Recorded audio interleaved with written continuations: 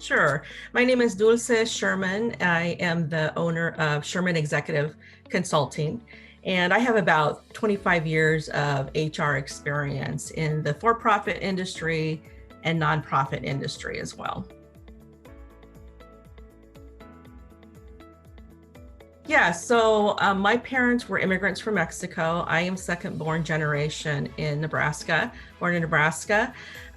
We had about 6 children, raised very poor. My mom did not speak English. She didn't drive. She did not finish school. So she was very clear. Our parents instilled the importance of education. So I have a graduate level education and a certificate in organizational development as well.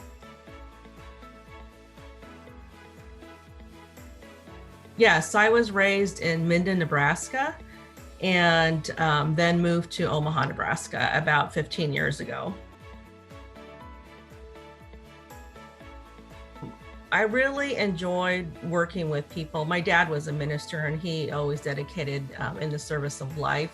I started out at a nonprofit as a part-timer, and then I worked for a city manager in Kearney, and that city manager recognized that I could work with people. And he said, you know, you really should think about working in human resources. So at that time, that's when I started pursuing my degree in human resources. I started out as a recruiter, worked my way up, and my last HR role was as a director of human resources and organizational development for a community health center here in Omaha. Most recently, I was a chief operating officer for a small nonprofit startup, and that's where I kind of started dabbling into part-time consulting with small nonprofits and small businesses, because I saw a need for smaller organizations. Oftentimes the leader is wearing multiple hats, and so I thought, oh, what a solution to be able to walk in and say, are you finding balance? Let me take care of the human resources function while you focus on growing the business and the strategy of the business as a leader. Well, I have always thought that Latina women, I mean, and if you look at the nationwide surveys, Latina women are underpaid in comparison to their peers, 54 cents to every dollar that a male makes. And so here in Omaha alone, you don't see very many Latina business owners or business leaders that are running an organization. So my take was, why wait? Why should I wait for someone to tell me that it's time for me to be a leader? I wanted to have my own destiny and be able to start my own business. And so that's why I took the plunge. I started doing consulting about 2 years ago. And then last year, at the end of the year, I went through some pretty traumatic family events and decided, this is a really good time for me to venture out. My sister Esther, who owns eCreative, she's been a business owner for the last 10 years. She has always encouraged me to do this sooner. And so I finally did it. And I'm very happy that I did it. Well, I offer expert HR, human resources, and operations services. And that, if you can envision from the time that someone walks into an organization, there's going to be an employee life cycle. From the time that you hire someone, you onboard them, you train them, you may involve them in development or employee relations. There's benefit administration to the time that they leave and exit the organization. I also work very closely with nonprofits with establishing the Nonprofit Association of Midland's guiding principles, which is typically something that nonprofits need to complete in order for funders to fund them. So I come in, I do an audit or assessment, identify their top needs, and then start putting processes in place so that the leader doesn't have to worry about that. If you've ever worked in human resources, you know that things can come up very quickly. You have to hire somebody. And if you're a leader and you're the one person that's doing everything, wearing multiple hats, that can sidetrack you. And so then it takes you away from your ability to focus on the business. So I come in, help them with those processes, whether it's hiring, whether it is building processes for their benefits administration, compensation structure, creating a pay plan, or the NAN guiding principles. I take that out of their hands so they don't have to worry about it. Or even consulting. Oftentimes managers don't know what to do when they're getting ready to counsel an employee or even know if it's the right thing to do. And I have a lot of clients that I have on retainer that can just call me each month and say, hey, Dulce, this is what's happening. What should I do? Kind of thing. Or we're thinking about restructuring our organization. What should we do? With COVID, especially, there's been a lot of organizations relooking at their policies and procedures and asking themselves, first of all, are we being inclusive? And are we considering all the changes as employees transition back to the workforce?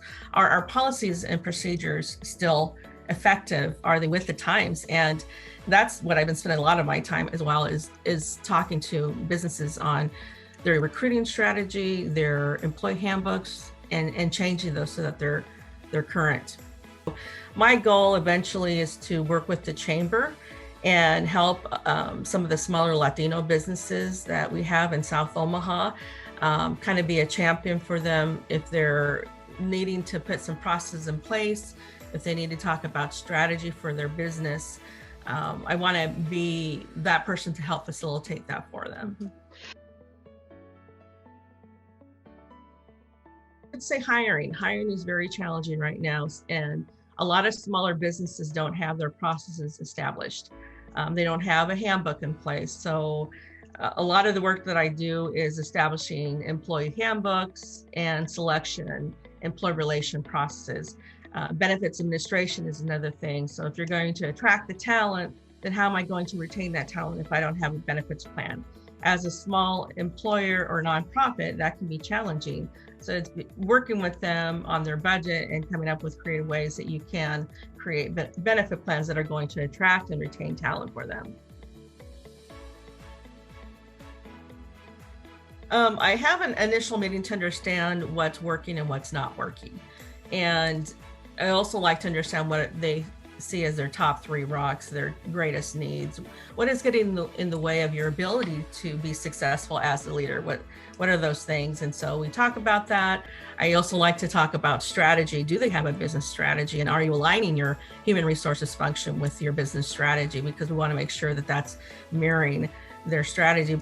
But also important is diversity, equity, and inclusion right now, ensuring that all your policies, your handbooks reflect the culture that you have as an organization. And oftentimes, employees will leave when they don't feel comfortable with a leader or the culture of the company. So that's so important for them to also make a priority.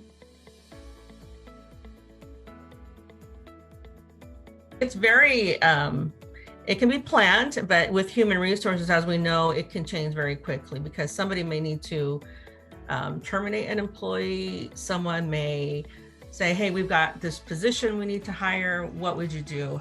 Can you help us with the job description or write a job posting? Most of my, 100% of my business right now is all referrals. I've not had to advertise. So for me, right now is keeping up with those client calls. I'm very busy with having those intakes with the client, understanding what their business needs are, and then being able to align the HR needs so that we can quickly execute those projects for them.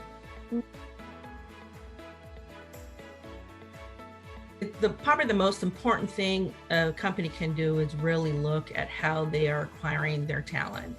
Do they have a process in place?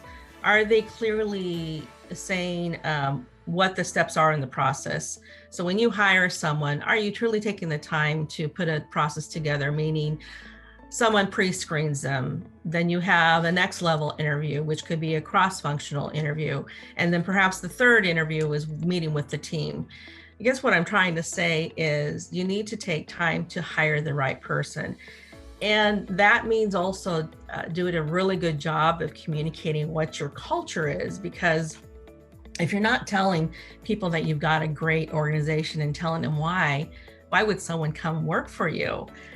You need to tell the story so it's believable, and then they become your ambassadors and become an extension of your hiring process, because when you create that environment, that culture of belonging, and that they're valued, and that we're going to develop in your future, then they're going to feel loyal to the organization and want others to come work like they enjoy working at your organization. Mm-hmm.